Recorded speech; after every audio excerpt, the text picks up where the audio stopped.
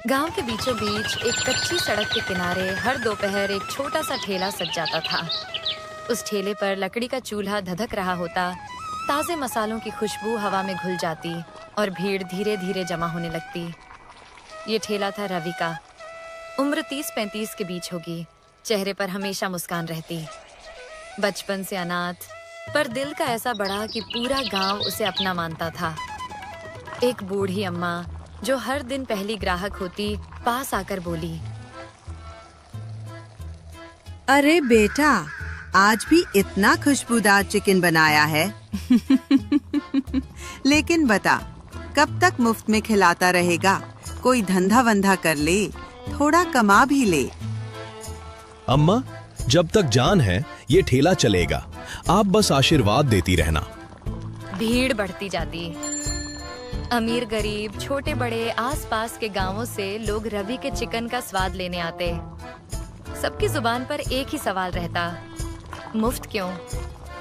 उस दिन एक जवान लड़का जिसका नाम था गोपाल थाली लेते हुए बोला, अरे भाई, ये राज बता दो ना। रोज इतनी भीड़, इतना खर्चा, जेब से जाता है ना। रवि मुस्कुराकर बोला, भाई सवाल जवाब छोड़, गरम गरम चिकन खा। राज जान के क्या करेगा? फिलहाल तो दाल रोटी खाने से अच्छा है चिकन का मजा ले। भीड़ हंसने लगी। रवि का अंदाज ही ऐसा था कि सवाल पूछने वाला भी मुस्कुरा देता। लेकिन गोपाल की जिज्ञासा बढ़ गई। उसने ठान लिया कि आज रवि का पीछा करेगा। शाम को ठेला खाली हो चुका था। रवि ने बर्तन समेटे, ठेला खींचा और घर की ओर चल पड़ा।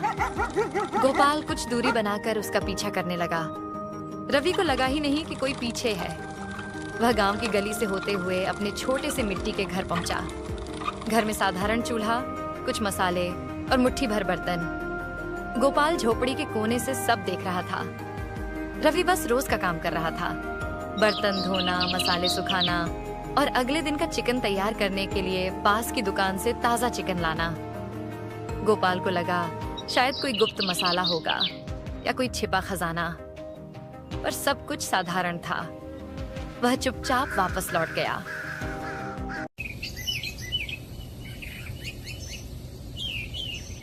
अगले दिन गोपाल फिर ठेले पर आया। भाई, कल रात तेरे घर तक गया था। रवि मुस्कुराया और कहा, अरे वाह। क्यों मैया, रेसिपी चोरी करनी थी क्या? रेसिपी नहीं। जानना था कि तू हर दिन इतना चिकन मुफ्त में कैसे खिला देता है। तेरा कोई नफा नहीं, ना पैसे आते, फिर कैसे? भाई, तेरे जैसे बहुत लोग पूछते हैं, पर सुन, ये राज जान के तू क्या करेगा? मुफ्त का चिकन खा, पेट भर और घर जा। राज जानने की भूख मत रख। ठीक है, पर एक दिन तो बता ही देना पड़ेगा। अरे हाँ, वो दिन आएगा। एक दिन पूरा गांव जान जाएगा, लेकिन अभी मत जान। अभी तो बस खा, नहीं तो चिकन खत्म हो जाएगा। तू भी ना, बड़ा ही अजीब आदमी है। अजीब हो तभी तो सबको मुफ्त में चिकन खिलाता हूँ। रवि ने आंख मारते हुए कहा, भीड़ ठहाका लगाती है, मसालों की खुशबू हवा में फैलती है। हर कोई चिकन का स्वाद ले रहा है, लेकिन दिल के अंदर सबके मन में वही सवाल गूंज रहा है, रवि आखिर ये सब कैसे करता है? गांव में यह चर्चा का विषय बन चुका था। हर कोई राज जानना चाहता था, लेकिन रवि का रहस्य फिलहाल अंधेरे में ही था।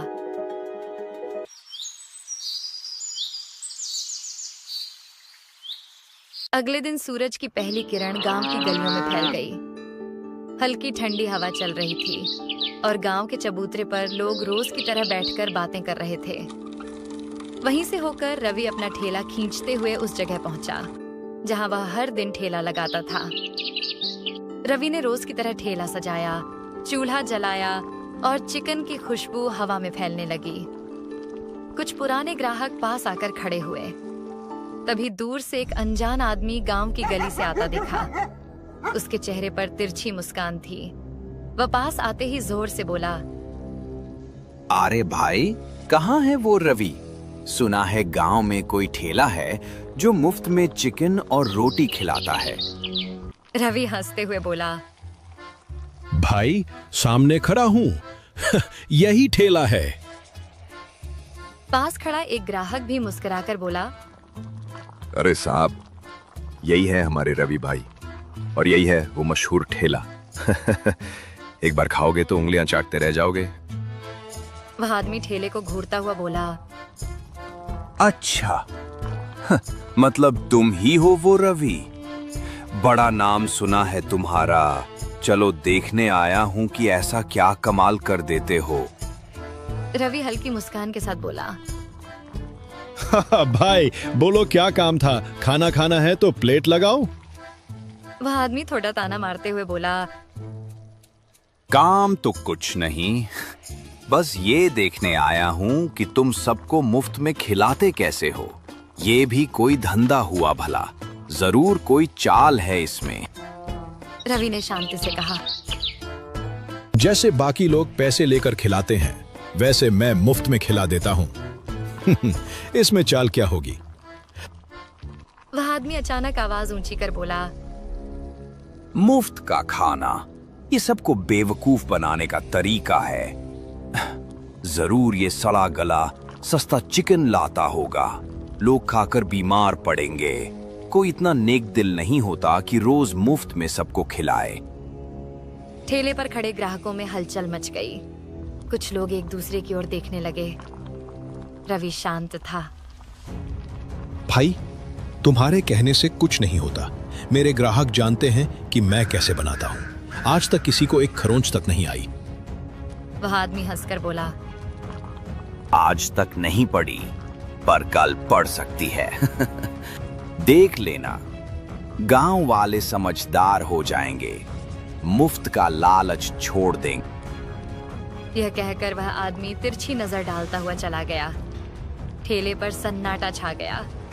शाम तक यह खबर पूरे गांव में फैल गई। रवि का चिकन मत खाना, उसमें कुछ गड़बड़ है। मुफ्त का है, कोई भरोसा नहीं। कहीं बीमार पड़ गए तो। लोगों में डर बैठ गया। रात को रवि अपने घर लौटा। ठेले को कोने में रखकर बिस्तर पर बैठ गया। उसका चेहरा उतरा हुआ था। तभी उसका एक ग्राहक रामू उसके घर आया। रवि भाई, गांव में चर्चा चल रही है कि अब कोई भी तुम्हारा चिकन नहीं खाएगा। सबको डर है कि तेरे खाने से लोग बीमार पड़ सकते हैं। रवि ने गहरी सांस ली और कहा, देख भाई, जब चीज मुफ्त मिलती है लोग उसकी कदर नहीं करते। ये दुनिया का दस्तूर है। कोई बात नहीं, कल देखेंगे कितने लोग आते हैं।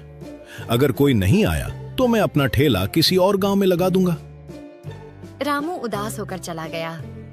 शाम को गांव के चबूतरे पर लोग फिर इकट्ठा थे। बातचीत का विषय वहीं रवि का ठेला था। कल अगर कोई नहीं गया तो अच्छा है। हाँ, जाने दो, कहीं सच में कुछ गड़बड़ हो। रवि को समझना चाहिए कि मुफ्त का लालच खतरनाक होता है। गांव का माहौल भारी हो गया। उस रात रवि बिस्तर पर लेटा छत को देखता रहा। अगर कल कोई नहीं आया तो क्या मैं अपना वादा तोड़ दूंगा? मैंने सबको खुश रखने की कसम खाई थी। अब क्या करूं? क्या मैं सबको अपना राज बता दूं? रवि के दिल में बेचैनी थी। उसने करवट ली, आंखें बंद की और धीरे धीरे नींद में डूब गया। गांव के आसमान में चांद टंगा था, लेकिन उसके दिल का अंधेरा बढ़ता जा रहा था। अगली सुबह गांव में हलचल थी। हर कोई यह चर्चा कर रहा था कि आज शाम रवि चौपाल पर सबके सामने अपने मुफ्त चिकन का राज बताएगा। लोग आपस में फुसफुसा रहे थे। देखना, जरूर कोई चाल होगी। हाँ भाई, कोई मुफ्त में इतना बढ़िया खाना नहीं खिला सकता। आज तो सब खुलासा हो ही जाएगा। उधर रवि चुपचाप अपने ठेले पर खड़ा था। ठेले पर चिकन बन चुका था, लेकिन ग्राहकों की भीड़ गायब थी। आज सुबह से कोई भी उसकी तरफ नहीं आया। वह मन ही मन बोला, ठीक है, अब वक्त आ गया है कि सच सबके सामने रख दो, चाहे लोग क्या सोचे। शाम को गांव का चौपाल खचाखच भरा हुआ था। बच्चे, बूढ़े और औरतें सब जमा थे। गांव का मुखिया सबसे आगे बैठा था। उसके चेहरे पर मुस्कान थी। लेकिन आंखों में गहराई का दर्द भी झलक रहा था। भाइयों और बहनों, आज मैं अपना राज बताने आया हूं, लेकिन पहले एक बात साफ कर दूं। अगर मैंने सच बता दिया तो कल से मैं यहां मुफ्त में चिकन नहीं बांट पाऊंगा। सोच लो, राज चाहिए या मुफ्त का खाना? भीड़ में खुसफुसाहट हुई। तभी एक युवक आगे बढ़ा। राज, बताओ रवि, सच क्या है? हम सब जानना चाहते हैं। ठीक है, तो सुनो। ये कहानी आज से कई साल पहले की है। मैं पहले एक दूसरे गांव में चिकन बेचता था। वहां एक बहुत अमीर आदमी रहता था। उसका दिल बड़ा था।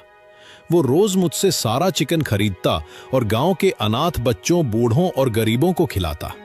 मैं रोज उससे अच्छे पैसे लेता और सोचता कि ये आदमी सचमुच फरिश्ता है। एक दिन अचानक वो आदमी बहुत बीमार पड़ गया।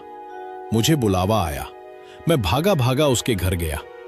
उसने मेरा हाथ पकड़ा और कहा, रवि, अब मेरे पास ज्यादा वक्त नहीं है। ये मेरी सारी दौलत, जमीन जायदाद और गहने ले लो। वादा करो कि जब तक ये सब खत्म ना हो तुम भूखों को मुफ्त में खाना खिलाते रहोगे। मैं रो पड़ा। उसने फिर कहा, मेरी आखिरी ख्वाहिश है कि मेरे बाद कोई भूखा ना सोए। इतना कहकर उसने अपनी आखिरी सांस ली। उस दिन से मैंने ठान लिया कि इस दौलत का एक एक पैसा दूसरों को खिलाने में लगाऊंगा। यही वजह है कि मैं यहां मुफ्त में चिकन बांटता हूं। चौपाल पर सन्नाटा छा गया। सभी गांव वाले एक दूसरे की ओर देखने लगे। किसी के पास कुछ कहने को नहीं था। उनकी आंखों में शर्म और पछतावा झलक रहा था। रवि बेटा, हमें माफ कर दो।